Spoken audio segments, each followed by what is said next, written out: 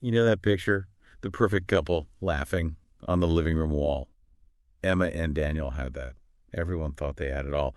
But perfection, well, sometimes it's just paper thin, isn't it? So what happens when that perfect picture starts to crack? Not with a big explosion, but like a quiet, creeping realization. That's exactly the heart of what we're digging into today. This goes way beyond just, the act of cheating. It's really a raw look at trust breaking down, that horrible, gut-wrenching choice, stay or go. And the big question, right? Can actual love, survive something like this? We're going to unpack the really human, messy parts of it all. Right. And our mission here is to pull out those surprising bits of insight from Emma and Daniel's story from our source. She found out he cheated Key. We're looking at the psychology behind it, the pain, and that long, tough road towards, well, maybe rebuilding. Or maybe something else entirely. Okay, let's get into it. So the source pinpoints the exact moment the crack appears. It's 8:43 p.m., a quiet Tuesday. Emma's folding laundry, documentaries on low, house smells like roasted garlic. Comforting, right? Predictable. Daughter's asleep. Then Daniel's phone buzzes. On the nightstand? Once. Okay, twice. Then a third time. And there it is, 6 words flashing on the screen. Can't stop thinking about you. Emma just freezes. Her first thought. Wrong number, must be. But then Daniel walks in, so casual, on the way the screen just dimmed. Her stomach twisted. It's like the source says, being handed a key you didn't want, a door you never meant to open. Yeah, and what's really striking is how the truth didn't just hit her all at once. It's sort of seeped in. The source describes her watching him quietly in the days after. Little things. Turning his phone face down. Lingering longer in the shower. That slight, almost invisible tension in his smile. It's that creeping dread, isn't it? Small details adding up. That's often how it starts, more painfully perhaps than a sudden reveal. By Friday, she just knew. So Friday night comes. She waits. Daughter's at a sleepover. The house feels way too quiet, like unnervingly quiet.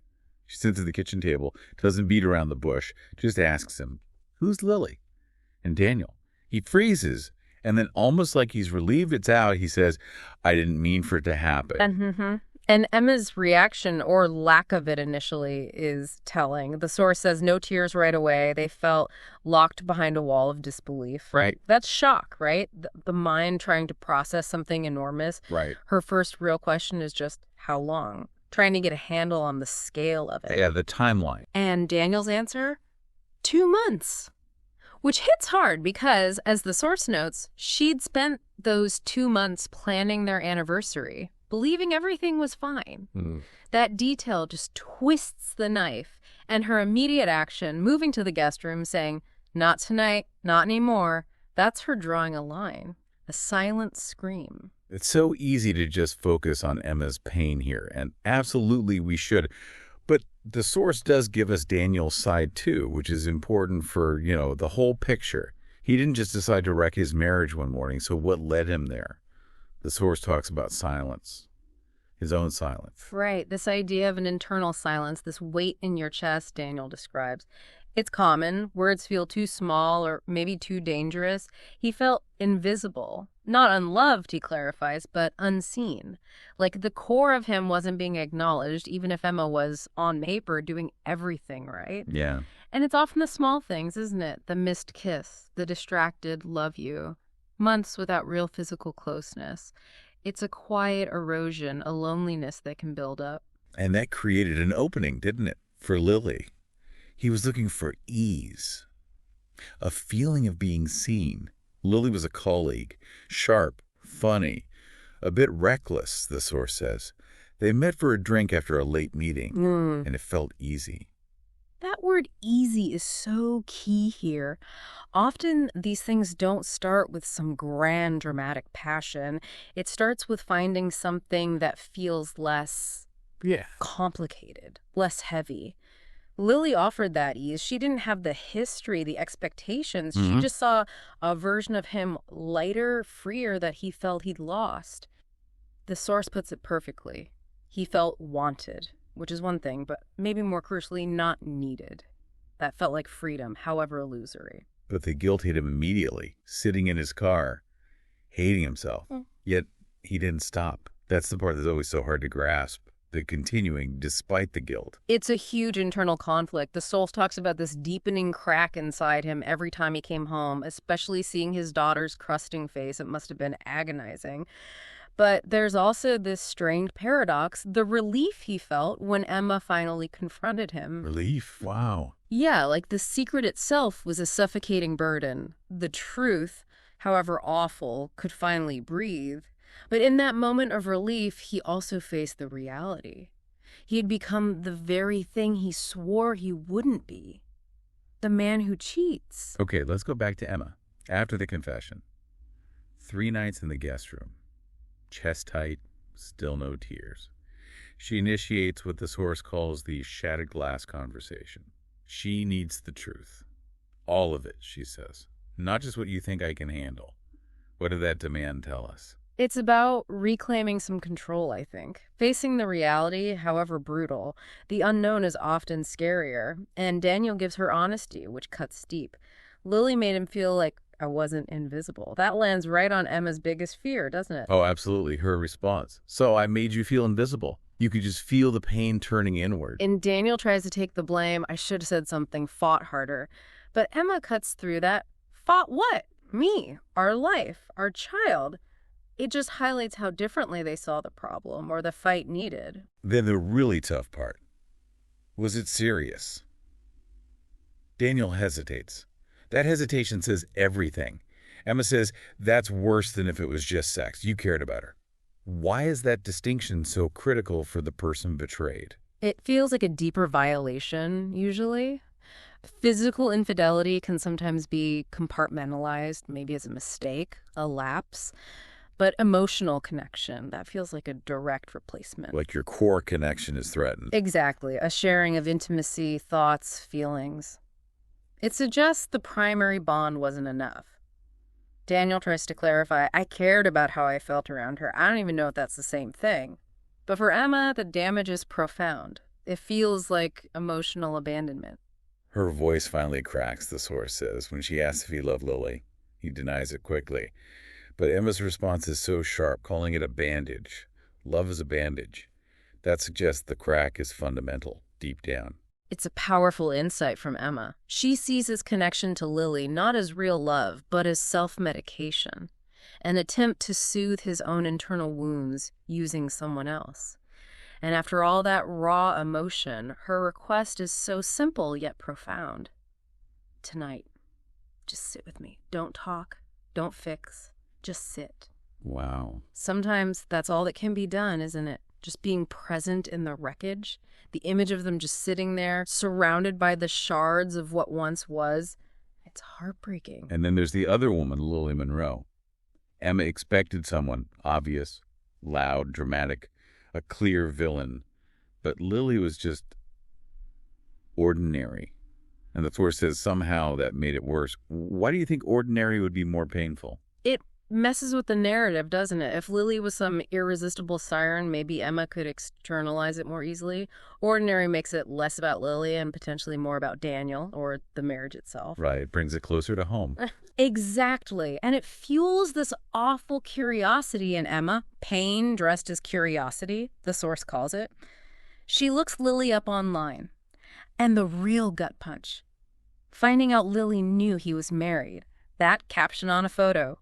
Some things come unexpectedly. I don't regret them, posted during the affair. It confirms it wasn't just Daniel's secret, it was a shared deception. Which leads to another confrontation. Emma, just exhausted, says she knew. Daniel admits it. She did. Then Emma's bitter laugh and that question, were we already over in your head? And Daniel's explanation is, well, it's honest, in a way. I got lost. That's not an excuse. I know that. But I didn't go into it thinking I was choosing her over you. I wasn't using anyone. I was running. Running from himself. Seems like it. Yeah. Running from the pressure, the perceived failures, maybe just the weight of it all. But for Emma, the source makes clear this poisons everything. Every shared memory feels tainted now. Her walking away at that moment isn't weakness. It's self-preservation. Protecting the little bit of herself that still felt whole.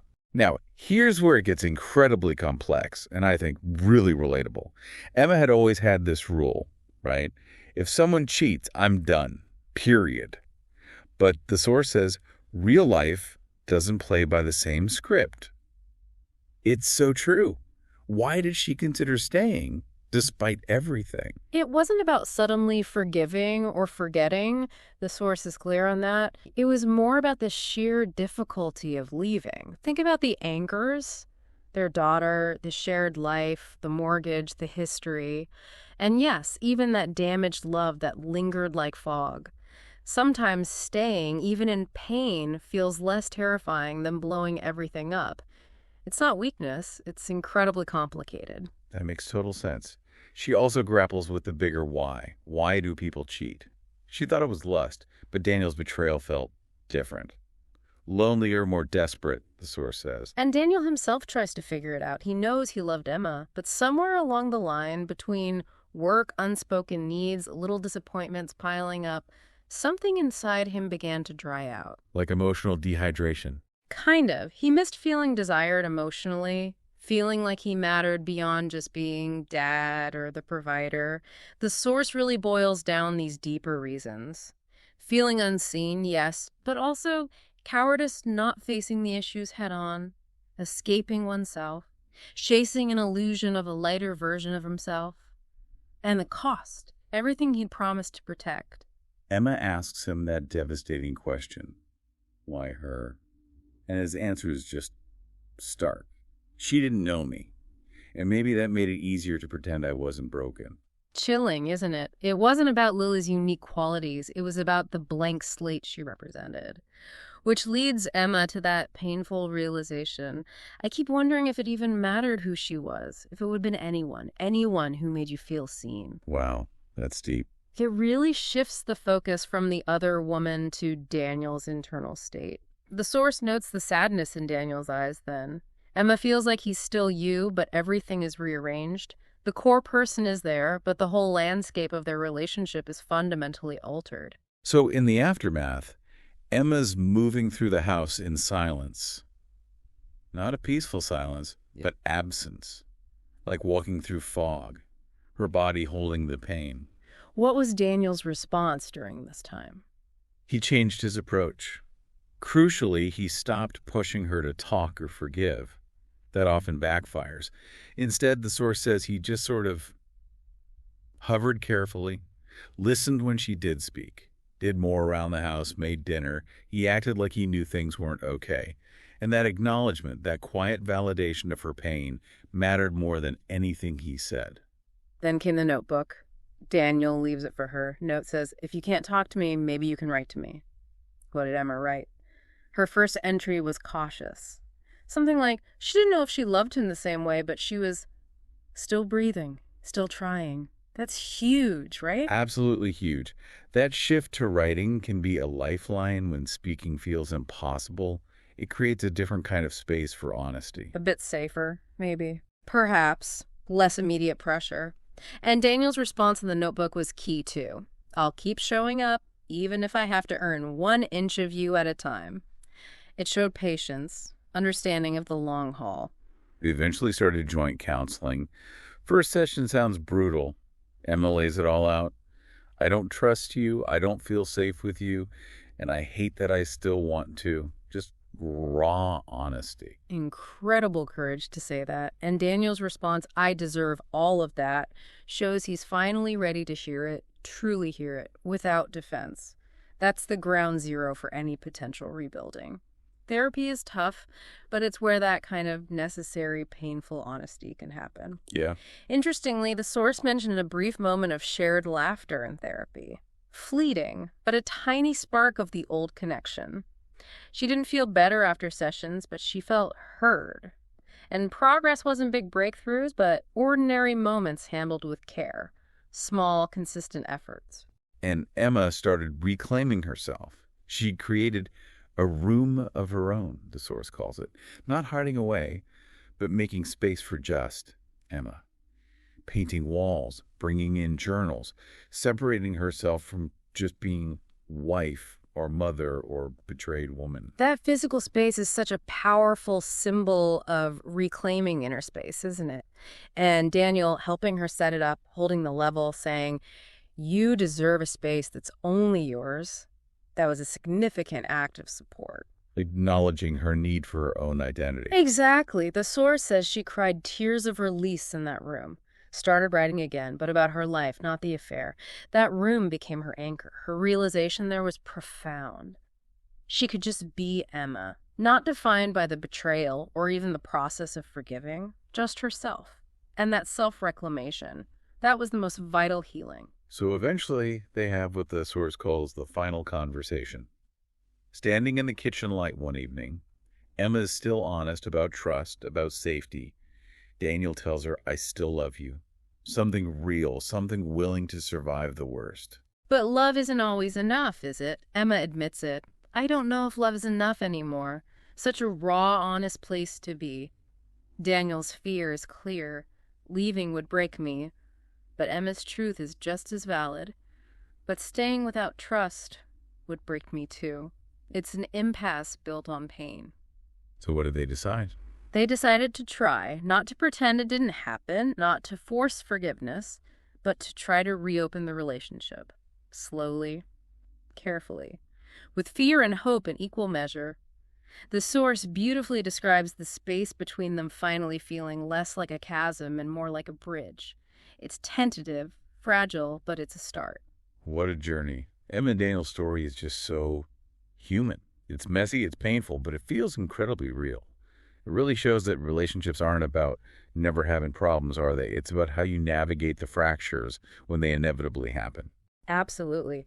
And the key takeaways here are powerful. Infidelity often comes from those deeper, unmet emotional places, feeling unseen, needing escape more than just simple lust. And healing. It's not about erasing the past. It's about consciously choosing what to do with it, how to move forward. Real love, as they're finding out, is stubborn. It's complicated. It can survive immense pain, but only if both people are truly willing to do the hard, honest work. So for you listening, if any part of this story resonated, maybe the pain, maybe the hope, maybe that struggle of forgiveness, just remember there's real bravery in simply acknowledging your own truth, whatever that looks like. And we'll leave you with this to think about, reflecting on Emma's agonizing choice. What would you do in her shoes? Would you stay or would you go? Really sit with the complexity of trust, forgiveness, and those incredibly courageous choices that define our lives and our connections with others.